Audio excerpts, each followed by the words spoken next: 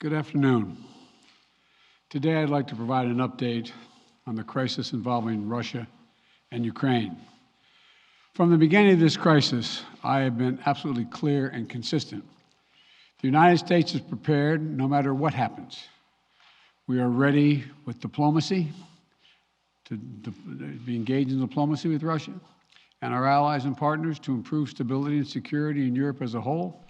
And we are ready to respond decisively to Russian attack on Ukraine, which is still very much a possibility.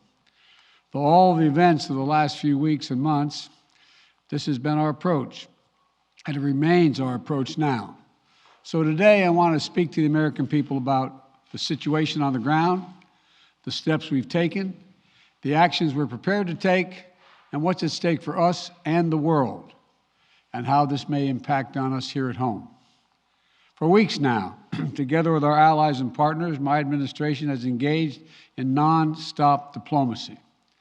This weekend, I spoke again with President Putin to make clear that we are ready to keep pursuing high-level diplomacy, to reach written understandings among Russia, the United States, and the nations of Europe to address legitimate security concerns, if that's his wish.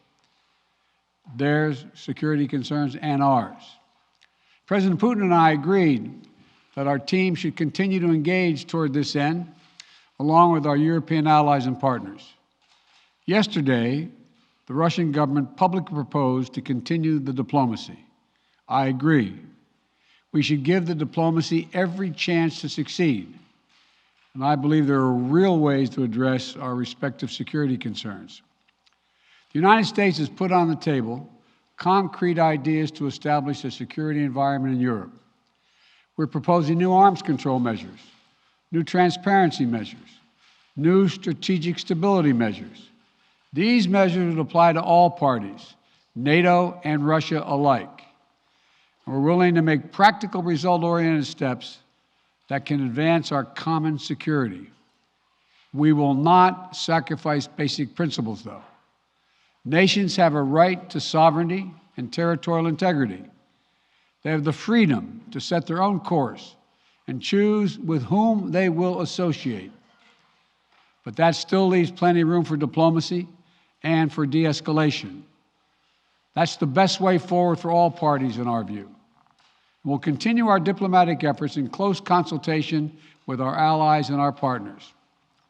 As long as there is hope of diplomatic resolution that prevents the use of force and avoids incredible human suffering that would follow, we will pursue it. The Russian defense minister reported today that some military units are leaving their positions near Ukraine. That would be good, but we have not yet verified that. We have not yet verified the Russian military units are returning to their home bases. Indeed, our analysts indicate that they remain very much in a threatening position. And the fact remains, right now, Russia has more than 150,000 troops encircling Ukraine and Belarus and along Ukraine's border. An invasion remains distinctly possible.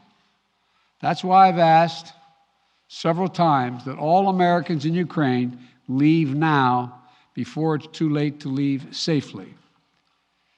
It is why we have temporarily relocated our embassy from Kyiv to Lviv in western Ukraine, approaching the Polish border.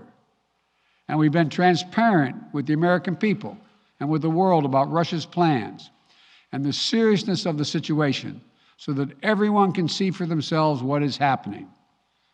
We've shared what we know and what we're doing about it. Let me be equally clear about what we are not doing. The United States and NATO are not a threat to Russia. Ukraine is not threatening Russia. Neither the U.S. nor NATO have missiles in Ukraine. We do not have plans to put them there as well. We're not targeting the people of Russia. We do not seek to destabilize Russia. To the citizens of Russia, you are not our enemy. And I do not believe you want a bloody, destructive war against Ukraine, a country and a people with whom you share such deep ties of family, history, and culture. 77 years ago, our people fought and sacrificed side by side to end the worst war in history.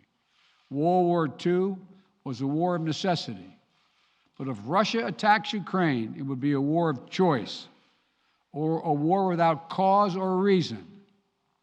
I say these things not to provoke, but to speak the truth, because the truth matters. Accountability matters. If Russia does invade in the days and weeks ahead, the human cost for Ukraine will be immense. And the strategic cost for Russia will also be immense. If Russia attacks Ukraine, it'll be met with overwhelming international condemnation. The world will not forget that Russia chose needless death and destruction. Invading Ukraine will prove to be a self-inflicted wound. The United States and our allies and partners will respond decisively. The West is united and galvanized. Today, our NATO allies and the alliance is as unified and determined as it has ever been. And the source of our unbreakable strength continues to be the power, resilience, and universal appeal of our shared democratic values. Because this is about more than just Russia and Ukraine. It's about standing for what we believe in, for the future we want for our world, for liberty, the right of countless countries to choose their own destiny, and the right of people to determine their own futures, for the principle that a country can't change its neighbors' borders by force. That's our vision. And toward that end, I'm confident that vision, that freedom will prevail. If Russia proceeds, we will rally the world to oppose its aggression.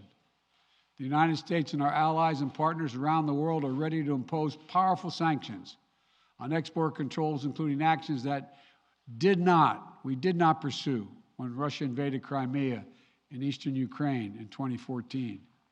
We will put intense pressure on their largest and most significant financial institutions and key industries.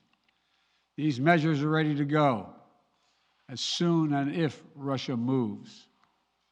We'll impose long-term consequences that will undermine Russia's ability to compete economically and strategically. And when it comes to Nord Stream 2, the pipeline that would bring natural gas from Russia to Germany, if Russia further invades Ukraine, it will not happen.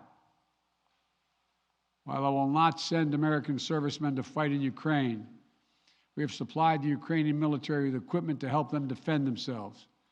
We provided training and advice and intelligence for the same purpose. And make no mistake, the United States will defend every inch of NATO territory with the full force of American power. An attack against one NATO country is an attack against all of us. And the United States' commitment to Article 5 is sacrosanct. Already, in response to Russia's buildup of troops, I've sent additional U.S. forces to bolster NATO's eastern flank. Several of our allies have also announced they'll add forces and capabilities to ensure deterrence and defense along NATO's eastern flank. We will also continue to conduct military exercises with our allies and partners to enhance defensive readiness. And if Russia invades, we'll take further steps to reinforce our presence in NATO, reassure us for our allies, and deter further aggression. To be clear, if Russia decides to invade, that would also have consequences here at home. But the American people understand that defending democracy and liberty is never without cost. This is a cause that unites Republicans and Democrats. And I want to thank the leaders and members of Congress of both parties who've forcefully spoken out in defense of our most basic, most bipartisan, most American principles. I will not pretend this will be painless. There could be impact on our energy prices. So we are taking active steps to alleviate the pressure on our own energy markets and offset raising prices. We're coordinating with major energy consumers and producers. We're prepared to deploy all the tools and authority at our disposal to provide relief at the gas pump. And I'll work with Congress on additional measures to help protect consumers and address the impact of prices at the pump. We are not seeking direct confrontation with Russia, though I've been clear that if Russia targets Americans in Ukraine, we will respond forcefully. And if Russia attacks the United States or our allies through asymmetric means, like disruptive cyber attacks against our companies or critical infrastructure, we are prepared to respond. But we're moving in lockstep with our NATO allies and partners to deepen our collective defense against threats in cyberspace. Two paths are still open. For the sake of historic responsibility, Russia and the United States share for global stability, for the sake of our common future, to choose diplomacy. But let there be no doubt, if Russia commits this breach by invading Ukraine, responsible nations around the world will not hesitate to respond. We do not stand for freedom. Where it is at risk today, will surely pay a steeper price tomorrow.